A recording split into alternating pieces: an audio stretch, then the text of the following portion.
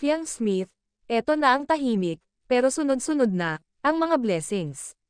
Mula sa ambassador, ng manginasal, at iba pa. Ambassador na din siya, ng malaking kumpanya, ng KNL Marketing. Soon, makikita na natin, ang malaking billboard, ni Fiang Smith, bilang ambassador, ng KNL. Grabing litaw na litaw, ang kagandahan ni Fiang Smith, sa kanyang mga outfit, sa shoot nito, sa KNL Marketing. Bongga talaga, ang contract signing ng dalaga, sa nasabing brand.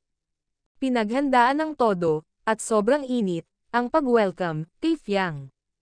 Samantala, sa interview ni Fiang Smith, sinabi nitong, pagdating sa love team, pinili niya talaga mismo, ang kanyang best man, na si JM Ibarra. Dahil alam ni Fiang, at ramdam nito, ang pagpapahalaga ni JM, sa kanya, mula pa, sa bahay ni Kuya. At mas lumalim pa, sa outside world. At si JM lang din, ang nagtiyaga sa kanya. At umintindi lagi, sa ugali nito. At si JM pa din ang dahilan, at nabago ni Fiang, ang ugali nitong, hindi kaaya-aya, ayon pa sa dalaga. Si JM din ang dahilan, kung bakit hindi niya itinuloy, ang balak nitong, pag-voluntarily exit. Ang daming dahilan, kung bakit si JM Ibarra, ang palaging pinipili, ni Fiang Smith. Dahil si JM, pinaparamdam niya din kay Fiang, na palagi din si Fiang, ang pinipili nito. Panoorin pa natin guys, ang iba't ibang magagandang photoshoot, ng dalaga.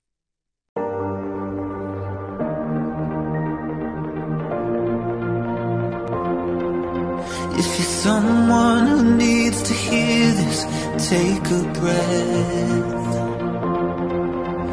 For those who put others first when their own world's a mess.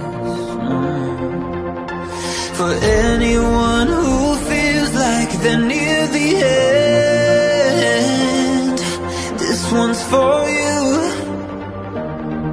This one's for you.